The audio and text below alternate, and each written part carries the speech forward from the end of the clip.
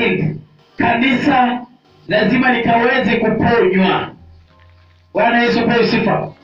Familia ikiponywa, if the families are healed, if the families are restored, the church will be healed, the church will be restored, there will be a breakthrough in our services, there will be a breakthrough in each and everything that we are doing, and the peace that surpasses any human understanding will be walking with us in each and everything that we are doing. Let us see what the Bible says in the book of Malachi chapter 4 verse 5 to 6.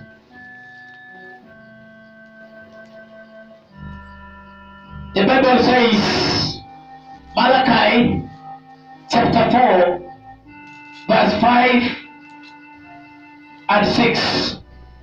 Behold, I will send you Elijah the prophet before the great and awesome day of the Lord comes, and he will turn the hearts of fathers to their children, and the hearts of children to their fathers, lest I come and strike the land with a decree of utter destruction.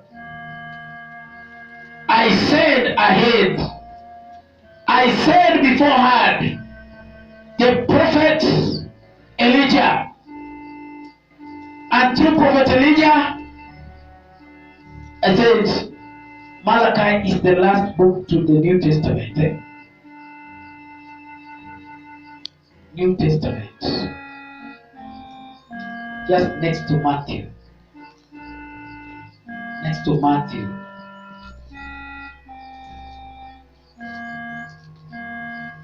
I'm saying, you know, the one is saying, you will say the prophet Elijah. And this prophet, even as he came beforehand, the Bible is talking about he will turn the hearts of fathers to their children, and the heart of the children to their fathers. This is in those generations that have tried to run away from God. Now everything is turning. Tables are being turned upside down, and everything is being turned in the favor of peace. And the hearts of the fathers will go back to their children, and the hearts of the children will go back to their fathers. And it will be no longer be enmity and jealousness and whatever we are seeing in this generation. And remember, whatever that is happening now, it is a warning sign that before the Christ will be coming, before the coming of our Lord Jesus Christ, remember, so many things will be happening, and there is a lot of desolation, there is a lot of breakups, the love of many will grow cold. The Bible has prophesied all these things in the book of 2 Timothy chapter 3. It is speaking about all those things. And now, the love of many being growing cold, and there will be a lot of falsehood, a form of godliness, and they denying the power of the Lord. And now we can see we can witness so many of these things everywhere we are going. We are witnessing this. People are talking about godliness. People appear to have a form of godliness among them and in them, but they are denying the power of God to him. They are denying the anointing of God. They are denying the word of God as it is. They are preaching their own gospel. Bwana Yesu asifiwe. Hallelujah. So let us be wise. It will be like the Bible is talking about the foolish virgins, the 10 foolish and the 10 wise. It has seen this dispensation, this hour that we are living in. Can you read for me? Malachi chapter 4. Malachi chapter 4, 5 and 6. 5 and 6. Yes, please.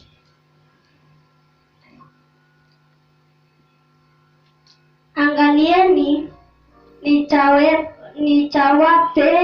nitawapea Bwana.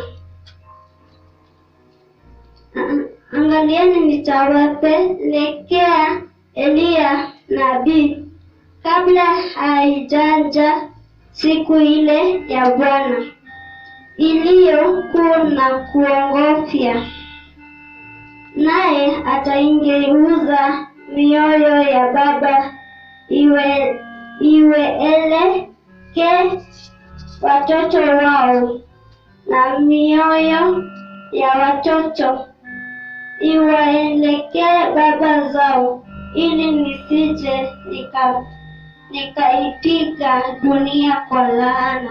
Yes. Thank you so much. You have read it well. Angalieni, nitawatuma Eliya nabii kabla ya hiyo siku haijaja, hiyo siku ambayo nilitabiri ya kwamba mioyo ya watoto wageukie baba zao na mioyo za baba zigeukie watoto wao, na kuwe na maelewano, la sivyo nitakuja kuhukumu dunia na ulimwengu.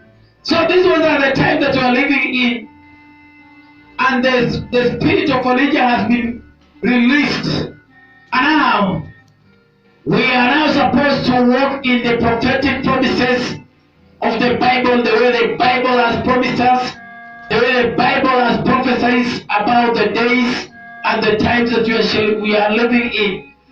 It is my prayer that we should fulfill the positive prophetic promises over and upon our lives, and not the negative prophecies. Bwana Yesu apewe sifa. Ni ombi langu ya kwamba tukaweze kutimiza unabii ambazo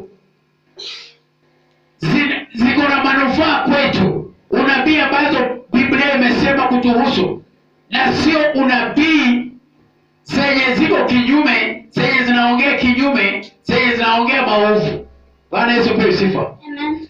For example, the Bible prophesies about Christ being denied, Christ being refuted by the world, and he will be handed over, he will be betrayed, and he will be crucified, and he will be betrayed by someone. Now, you can see Judas fulfilling the prophecies of the Bible of betraying Jesus. I am seeing this